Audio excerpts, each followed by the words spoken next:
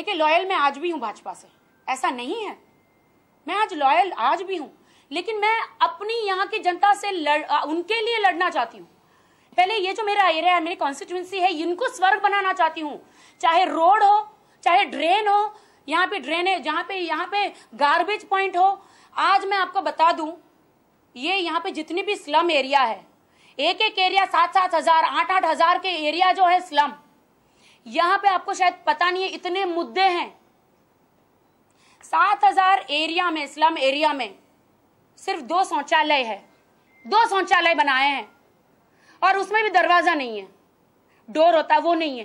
क्या ये बड़ा मुद्दा नहीं है? और लोगों को रोज इतनी लंबी लाइन लगती है, महिलाएं कैसी जाएगी? मुद्दे वैसे बहुत है। मैं सिर्फ आज मुद्दे मेरे जो अभी नेक्स्ट प्रेस कॉन्फ्रेंस करूंगी और मेरे जितने भी एजेंडे हैं मैं आपके सबके सामने रखूंगी, इतने पॉइंट्स है। राखी, क्या आप ये नहीं कर सकते थे इसकी जगह पर कि जो भाजपा, जो आप लॉयल हैं भाजपा के लिए, तो भाजपा के जो यहाँ के उम्मीदवार हैं उनको समर्थन करते हुए और इन मुद्दों को उठाते, ना कि आप खुद इंडिपेंडेंट खड़े हो रहे हैं? देखिए, फर्स्ट ऑफ ऑल तो कोई मेरे पास आया नहीं, अगर मेरे पास वहां से कोई आया होता तो डेफिनेटली मैं रिस्पॉन्स देती, लेकिन आया नहीं, तो बिन बुलाए मेहमान मैं कैसे चली जाऊं? मतलब आप नाराज हैं? आप मेरे मुंह में शब्द डाल रहे हो भाई साहब कि मैं नाराज हूं। मैं क्यों नाराज रहूंगी? एक बात बताइए, मैं किसी भी पार्टी को गिराने नहीं आई हूं। मेरा मकसद किसी भी पार्टी को गिराना नहीं है, किसी नेता को गिराना नहीं है। मेरा मकसद है जनता की आवाज बनना, जनता की एडवोकेट बनना, सांसद में जाके उनके लिए उनका हक दिलाना। लेकिन राखी, उनके कहने का मतलब ये है कि अगर कोई पार्टी वाकई में चाहती तो उसके मतलब मन का टिकट, उसकी सही जगह का टिकट देती, तो उस तरह से भाजपा ने रेस्पॉन्स। जैसे आज मैं अकेले खड़ी हुई हूं यहाँ से, अगर मुझे यहाँ से टिकट मिलता तो बहुत अच्छा होता, बट कोई बात नहीं है।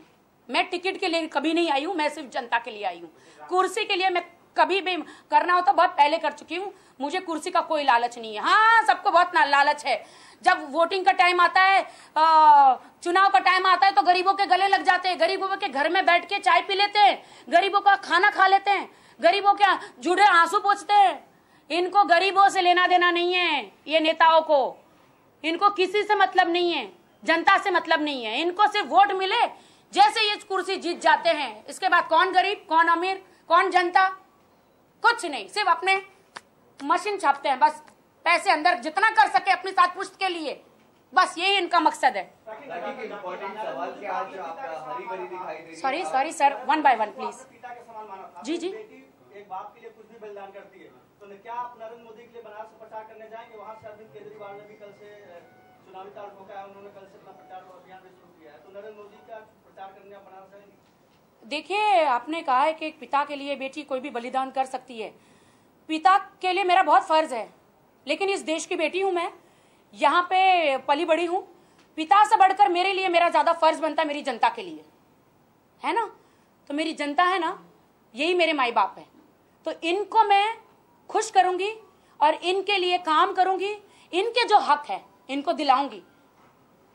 इनको पता होना चाहिए कि सरकार इनके लिए कितना फंड निकालती है। वो जो बीच के लोग हैं वो जनता का निवाला कैसे खा जाते हैं और जनता तक पहुंचता नहीं है।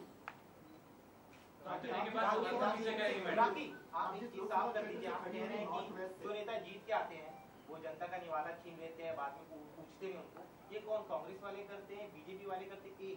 वो आप साफ कर दीजिए, क्योंकि नाराजगी की बात भले आप ना कहें, लेकिन कौन नेता कहता? देश में मोदी की लहर है, क्या मोदी भी ऐसी करेंगे, आपको लगता है? देखिए, मैं कौन होती हूँ किसी के लिए कुछ बोलने वाली? आप जनता से पूछ लीजिए ना, आप जनता के लिए पूछ लीजिए, जनता से पूछ लीजिए। मैं भी तो एक जनता ही हूँ ना, ये तो मैं आज खड़ी हुई हूँ ना।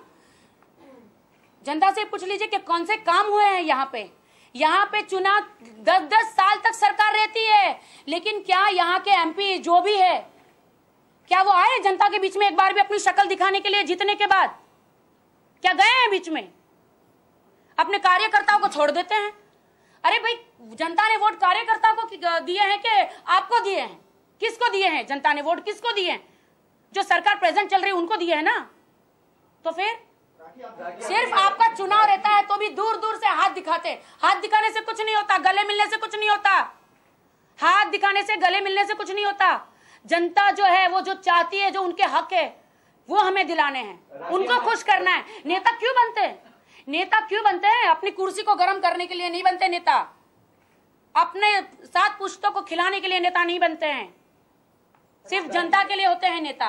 राखी, जनता के बारे में हम आपकी सोच तो सुनी रहे, लेकिन अगर आप रिवील करें कि हरे कपड़ों में नेल पेंट भी आपका ड्रेस सब कुछ हरा है, इसका कोई खास प्रतीक है, कोई चिन्ह है, क्या मतलब क्या बताना चाहते हैं? देखिए, ये हरे कपड़े हम लोग, ये ग्रीन सिग्नल है जनता के लिए, शुभ माना जाता है, शुभ माना जाता है। और इसीलिए बिल्कुल आप देख सकते हैं, मैं उठ के बता सकती हूँ मैं कि ये ग्रीन सिग्नल है जनता के लिए कि आपने मुझे खड़ा किया है, जनता ने मुझे खड़ा किया है चुनाव लड़ने के लिए, लोकसभा के लिए।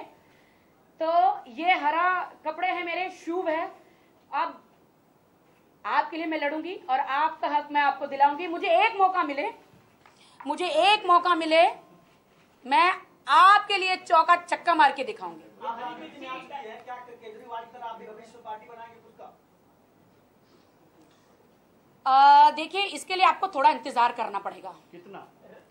4-5 दिन।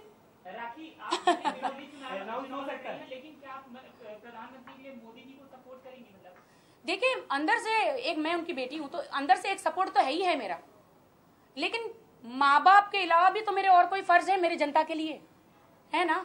ये तो आज मैं आपके सामने आई हूँ, मैं तो पिछले 7-8 साल से मैं यहाँ पे, अगर आप मीडिया के अलावा कोई नहीं जानता, जनता के अलावा कोई नहीं जानता, 7-8 साल से मैं समाज सेवा कर रही हूँ। न खादी, न खाकी, न पावर, कुछ नहीं, एक इंसानियत के नाते मैं अपनी जनता के लिए सेवा कर रही हूँ। आज वही लोग मुझे पकड़ के खड़ा कर रहे, हम आपके साथ है राखी, ये नेता मेरी सुनते नहीं है, हमारी सुनते नहीं है, हम रो रो के थक जाते हैं, हाँ हाँ बोलते हैं और सुनते नहीं है।